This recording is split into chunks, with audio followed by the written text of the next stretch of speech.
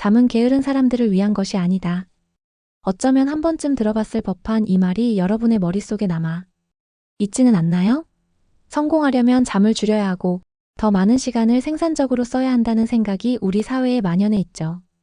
하지만 한 발 멈춰서 정말로 잠이 단지 시간을 낭비하는 행위일 뿐인지 생각해 본 적이 있으신가요?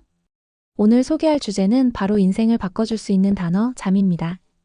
우리가 잠에 대해 너무 단순하게 생각하고 있는 건 아닌가에 대해 이야기해 보려고 합니다. 현대 사회의 바쁜 일상 속에서 사람들은 점점 잠의 중요성을 잊어가고 있습니다. 그저 해야 할 일들, 가야 할 자리들, 쫓아가야 할 목표에만 몰두하다 보니 잠은 가장 먼저 희생되는 것이 되곤 하죠. 하지만 잠에 대해 연구하고 그 본질을 탐구한 여러 전문가들은 모두 한 가지를 이야기합니다. 제대로 된 잠을 자지 않으면 결국엔 우리의 몸과 마음, 나아가 삶의 전반적인 부분에 큰 대가를 치르게 된다는 사실이죠. 여러분은 우리가 잠을 얼마나 중요하게 여겨야 하는지에 따라 인생의 방향이 달라질 수 있다는 말을 어떻게 받아들이시나요? 잠이 부족하면 뇌의 기능은 영향을 받기 시작합니다.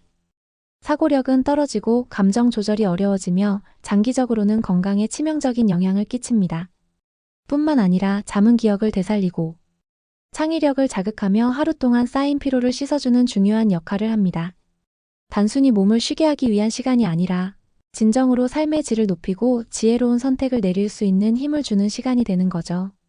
이 주제를 다룬 책들은 우리가 잠과 수면에 대해 무지했던 부분들을 하나하나 짚어줍니다.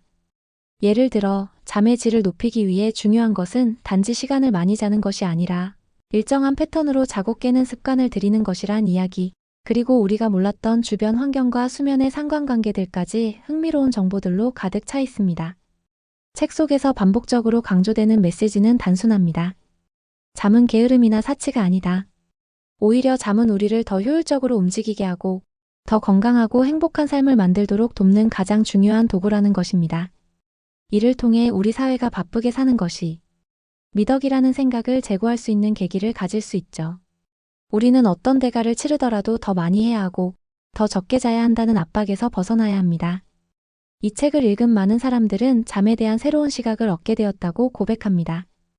얕은 수면을 반복하다가 언제나 피로에 찌들었던 자신을 돌아보게 되었고, 이를 개선하면서 삶의 에너지를 되찾았다고 말하는 사람들도 많습니다.